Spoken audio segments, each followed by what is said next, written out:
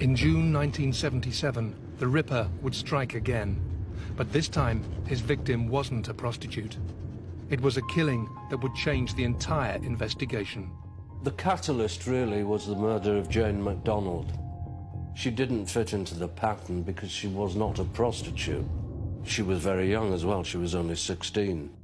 Prior to that point, the fear, if you like, had been exclusively felt by working prostitutes. But from Jane MacDonald on, there was this feeling that no woman was safe. Women always went around in pairs or twos or threes. No woman would dare go out alone. My own sisters used to walk around with knives in their bag, in their handbags, although they was probably the safest people on the planet from the Yorkshire Ripper, but they had no idea that it was our brother Peter.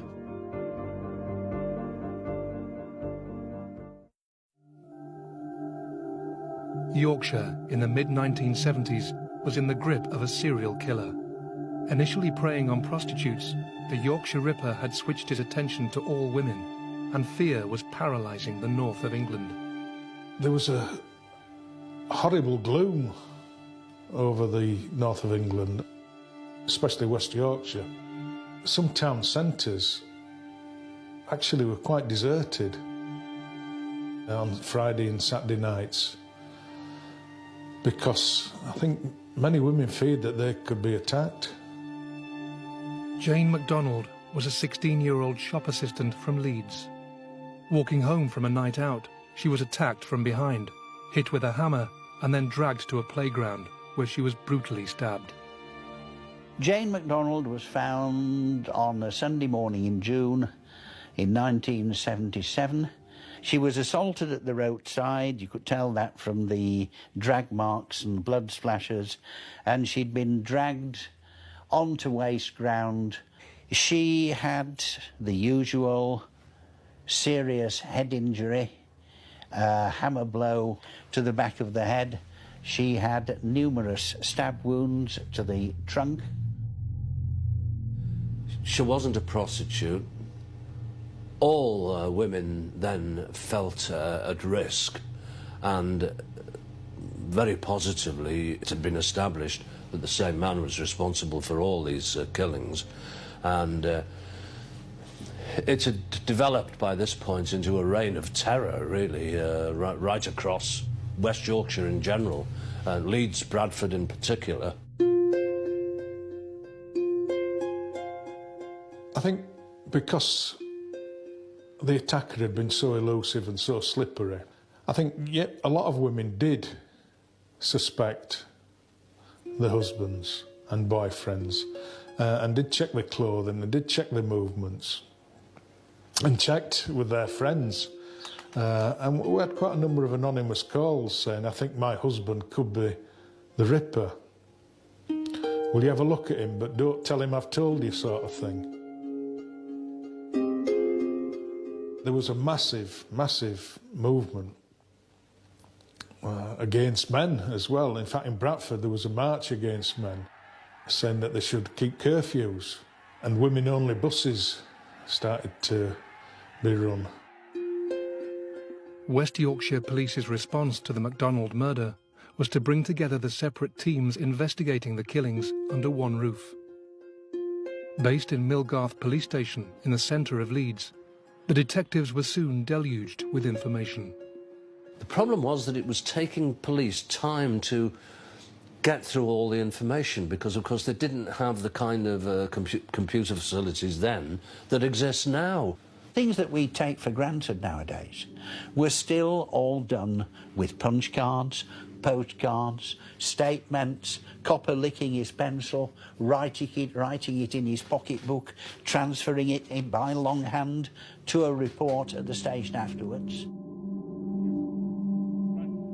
I would say we were sort of still not quite in the Bronze Age with regards to paper, but that's how we worked. Reports had to be written, typed up, then they had to be read, sifted through, and the Ripper team really became engulfed in all this material from witnesses. So you had old information still being processed and a new murder breaking, which needed urgent attention. So, yes, the incident room staff were torn between prioritising what was relevant and what was more relevant, and it was a difficult decision to make. Their appeals for information, you see, were extremely successful. Obviously, people were only too anxious to try and help. So there was always a time gap, a time lapse between taking the statement and them actually getting around to processing the information. I understand there was something up to 4 tons of paperwork held at Millgarth police station, which caused the floors to creak and, of course, that to be reinforced. But there was no other system. A detective once said to me, "We know that the information that we need is there, but it's a case of finding it."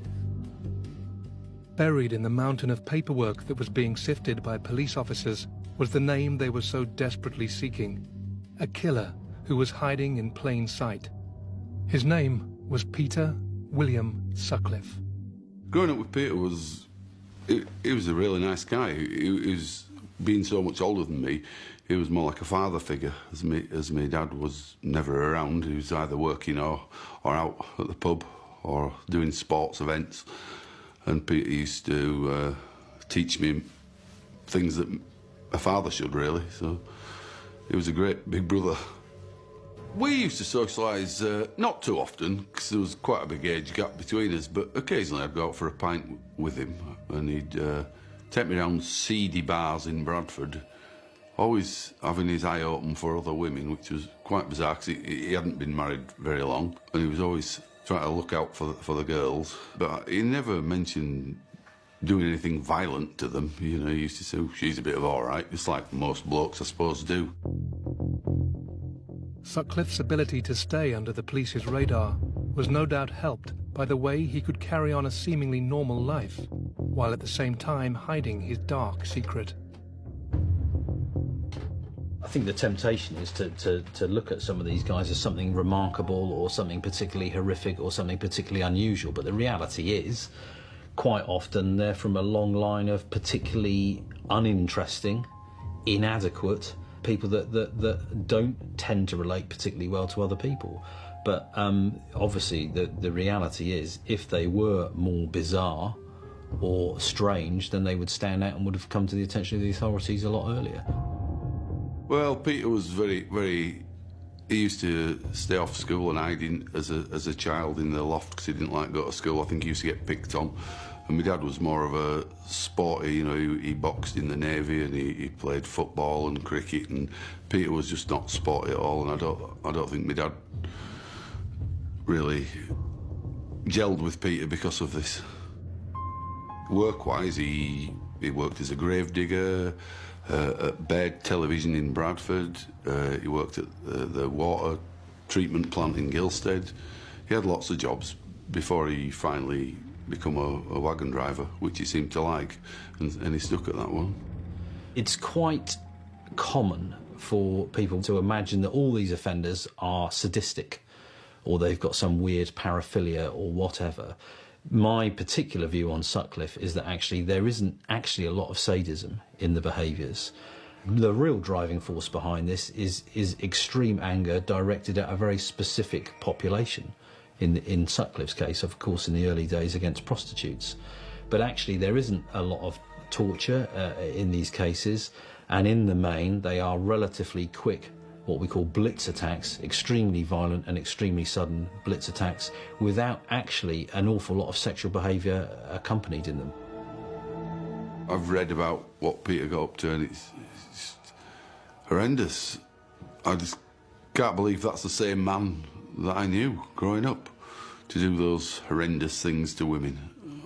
How can you do that and then come and have Sunday dinner with your mum and smile and laugh and just act like nothing's happened? 2 weeks after the murder of Jane MacDonald, Sutcliffe struck again. He attacked Maureen Long in Bradford, but she survived the assault when he was disturbed. He was interrupted in the process of attacking this particular woman, and he fled. And quite clearly he had become rattled. He